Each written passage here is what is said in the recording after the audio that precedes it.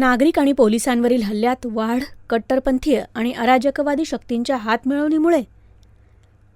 विनाकारण किंवा किरकोळ वादानंतर कट्टरपंथी मुस्लिमांच्या जमावाकडून सर्वसामान्य हिंदू नागरिकांवर हल्ले होण्याच्या प्रकारात गेल्या काही दिवसात वाढ झालेली जाणवते. अवैध आणि गुन्हेगारी स्वरूपाच्या कारवाया करणाऱ्या मुस्लिम तरुणांना पकडताना कट्टरपंथीयांच्या जमावाने पोलिसांवर हल्ले केल्याच्या अनेक घटना देखील मुंबई, नवी मुंबई, ठाणे, पुणे यासारख्या शहरांमध्ये गेल्या काही महिन्यात घडल्या आहेत.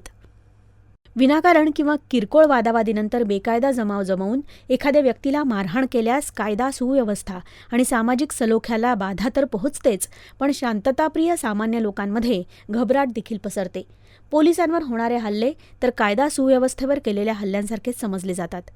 पोलीस दलं हा नागरिकांना सुरक्षा प्रदान करणारा राज्य यंत्रणेमधील महत्त्वाचा घटक असतो. राज्य यंत्रणा आणि कायद्याची बाजू राहावी, सामान्य माणसांचे हक्क संरक्षित राहावेत यासाठी पोलीस दल महत्त्वाचे ठरतात. अशा प्रकारच्या सुरक्षा यंत्रणेवर केलेला हल्ला थेट राज्यव्यवस्थेवरचा हल्लाच असतो. बहुतांश वेळी अराजकाची सुरुवात पोलिसांवर हल्ला करूनच होते. त्यामुळे अशा हल्ल्यांकडे दुर्लक्ष करता येत नाही. परंतु एरवी मॉब लिंचिंग, अल्पसंख्याकांवर अत्याचार याबाबत खरेखोटे आरोप सातत्याने करणाऱ्या सामाजिक संस्था कट्टरपंथीयांनी केलेल्या हल्ल्यांबाबत मात्र चडीचूप शांतता पाळतात. हे वास्तव पाहता राज्याच्या विविध भागात वाढत असलेल्या मुस्लिमांच्या आक्रमकतेतील वाढीमागे कट्टरपंथीय आणि अराजकवादी शक्तींची परिसंस्था यांची हातमिळवणी असण्याची शक्यता नाकारता येत नाही.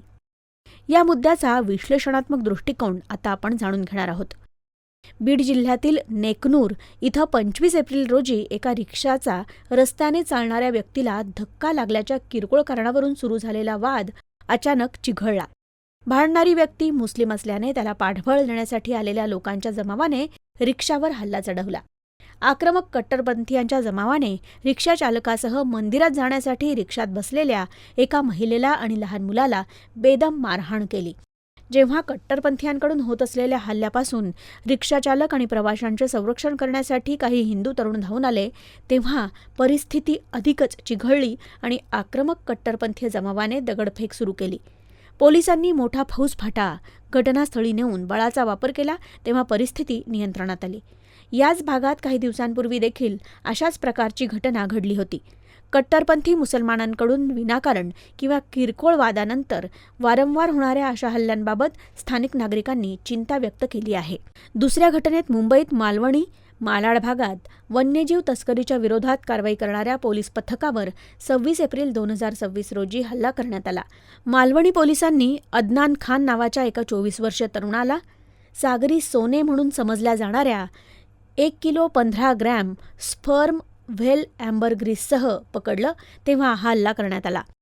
यापूर्वी फेब्रुवारी महिन्यात नवी मुंबईतील उल्वे इथं अंमली पदार्थांची तस्करी करणाऱ्या मुस्लिम तरुणांच्या विरोधात कारवाई करण्यासाठी गेलेल्या पोलीस पथकावर आक्रमक मुस्लिमांच्या जमावाकडून प्राणघातक हल्ला करण्यात आला होता. कुख्यात ड्रग्ज तस्कर इस्माईल शेख आणि शाहिद खान यांनी त्यांच्या 10 ते 15 साथीदारांसह तलवारी, देशी कट्टे, हॉकी स्टिक्स आणि चॉपरने पोलिसांवर हल्ला केला.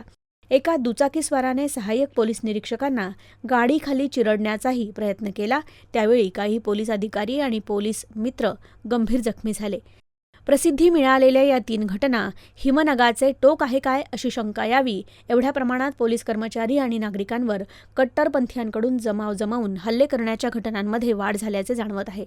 सर्वात महत्त्वाचे म्हणजे एरवी मॉब लिंचिंग, अल्पसंख्य समाजावर अत्याचार, कायदा आणि सुव्यवस्था धोक्यात अशी खरीखोटी हाकाटी सातत्याने पिटणाऱ्या तथाकथित मानवी हक्क संघटना आणि स्वतःला सेक्युलर म्हणून घेणारे नेते अशा घटना घडतात तेव्हा आक्रमक कट्टरपंथीयांचा निषेध करण्यासाठी शब्द उच्चारत नाहीत.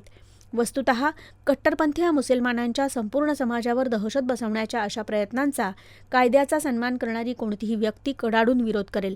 परंतु धर्मनिरपेक्षतेचा डांगोरा पिटणाऱ्या विविध संघटना आणि पक्षांचे हे सोयीस्कर मौन पाहता हातातून सत्ता गेल्याने उद्विग्न झालेल्या राजकीय पक्षांनीच अराजकवादी आणि धर्मांध शक्तींची हातमिळवणी केली असण्याची शक्यता भासू लागते.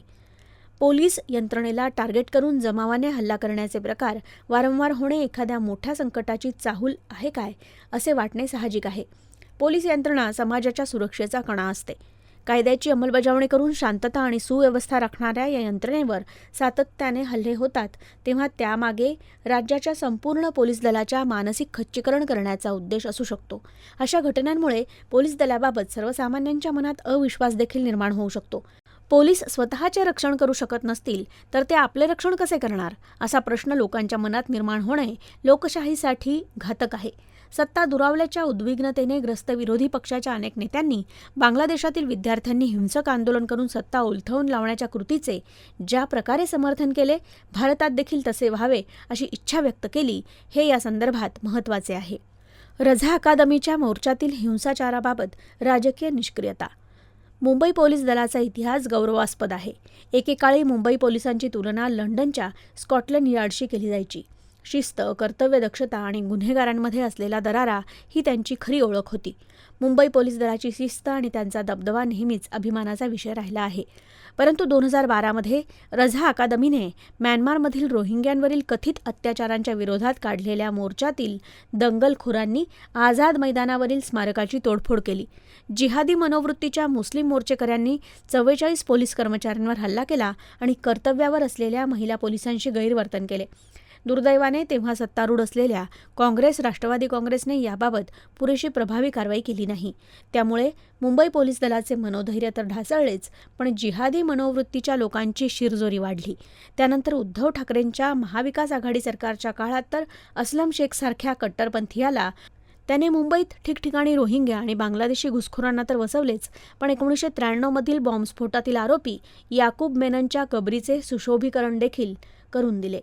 बीड, छत्रपती संभाजीनगर, अकोला, अमरावती अशा अनेक ठिकाणी मतपेढीच्या राजकारणासाठी कट्टरपंथीयांना पाठीशी घालणाऱ्या काँग्रेस आणि त्यांच्या सहयोगी पक्षांच्या प्रत्यक्ष अथवा अप्रत्यक्ष समर्थनाने अशीच देशविघातक कारवायात गुंतलेल्या कट्टरपंथीयांची केंद्र निर्माण झाली आहेत. अशा प्रकारच्या कारवायांचा समूळ बिमोड होणे अत्यावश्यक आहे.